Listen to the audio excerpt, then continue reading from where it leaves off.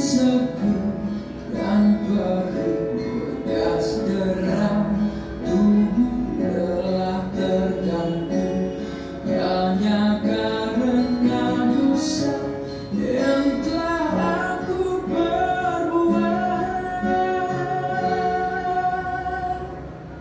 Hianati hatimu.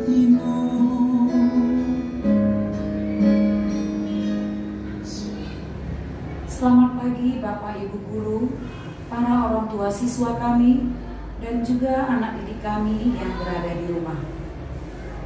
Sebelum kita memulai aktivitas kita pada pagi hari ini, mari kita luangkan waktu sejenak, kita mengucap syukur kepada Tuhan dan mendengarkan sabda Tuhan. Kita awali dengan doa pembukaan. Dalam nama Bapa dan Putra dan Roh Kudus, amin. Segala puji dan syukur kami haturkan kehadirat-Mu ya Bapa, atas berkat perlindungan-Mu Tuhan sepanjang malam tadi, hingga pada pagi hari ini kami dapat bangun dan menghirup udara segar atas anugerah-Mu. Bapa yang Maha Baik, sebelum kami memulai aktivitas kami ingin menyerahkan hidup kami sepanjang hari ini. Kiranya Tuhan Engkau berkati setiap langkah hidup kami. Engkau tuntun kami agar kami dapat tetap berjalan di jalan-Mu yang benar. Sebentar Tuhan, kami akan mendengarkan sebagian dari sabda-Mu. Kiranya Tuhan Engkau buka hati dan pikiran kami agar kami dapat menerimanya, terlebih dapat melaksanakannya di kehidupan kami. Demi Kristus Tuhan dan pengantara kami. Amin. Bacaan Injil pada pagi hari ini kita ambil dari Injil Yohanes. Dimuliakanlah Tuhan. 6 hari sebelum Paskah, Yesus datang ke Betania, tempat tinggal Lazarus yang Ia bangkitkan dari antara orang mati. Di situ diadakan perjamuan untuk Dia. Marta melayani, dan salah seorang yang turut makan dengan Yesus adalah Lazarus.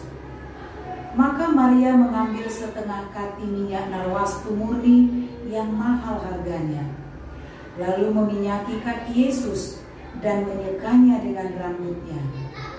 Dan bau minyak itu semerbak memenuhi seluruh rumah.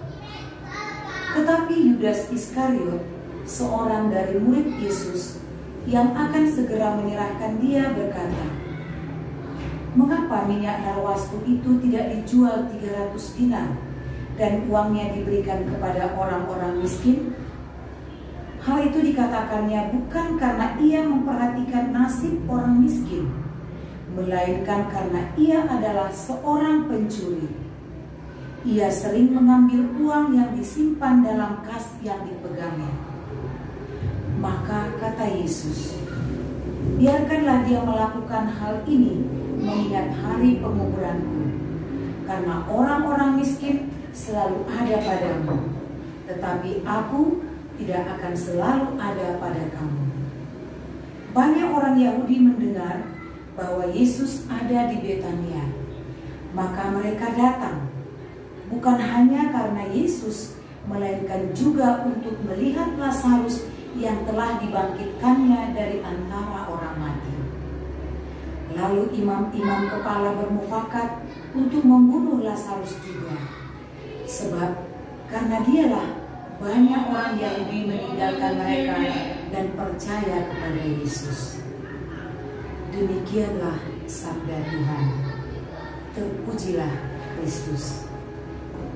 Bapak, Ibu, serta anak-anak kami sekalian, renungan yang dapat kita ambil pada pagi hari ini, di mana kita melihat tindakan istimewa dari Maria, saudarinya Lazarus, mengurapi kaki Yesus dengan minyak narwastu yang mahal harganya.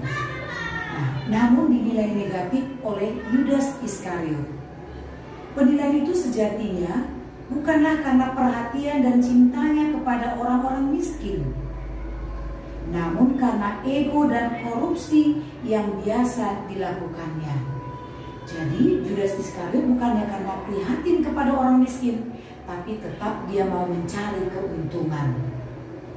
Nah, anak-anak kami sekalian, dari renungan singkat ini, mari kita petik apa yang menjadi pedoman kita. Apakah kita seperti Yudas Iskariot yang koruptif dan egois? Maksudnya di sini, Yudas Iskariot yang sekarang yang suka korupsi dengan waktu.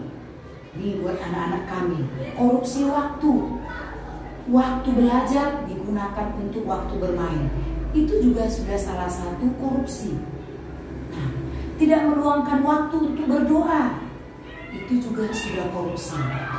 Ingat anak-anak ibu, mari kita selalu mengucap syukur karena rahmat Tuhan tidak pernah putus untuk kita.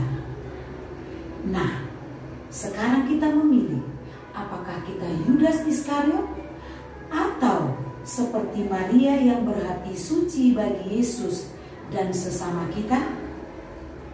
Kita renungkan sabda Tuhan. Kita berdoa. Tuhan Yesus, Engkau datang ke dunia untuk menyembuhkan dan menebus umat manusia dari dosa. Kami mohon kemurahan hati-Mu, selamatkanlah jiwa kami dari kesombongan yang telah menjauhkan diri dari-Mu. Semoga rahmat pertobatan yang kami terima ini dapat membuat kami berubah menjadi lebih baik. Kasihanilah kami ya Tuhan, yang berseru dan memohon kepadamu. Semoga dengan mengakui kesalahan kami hari ini, kami memperoleh pengampunan dari-Mu. Demi Kristus Tuhan dan pengantara kami, yang hidup dan berkuasa, kini dan sepanjang segala masa. Amin. Dalam nama Bapa dan Putra dan Roh Kudus. Amin. Selamat beraktivitas.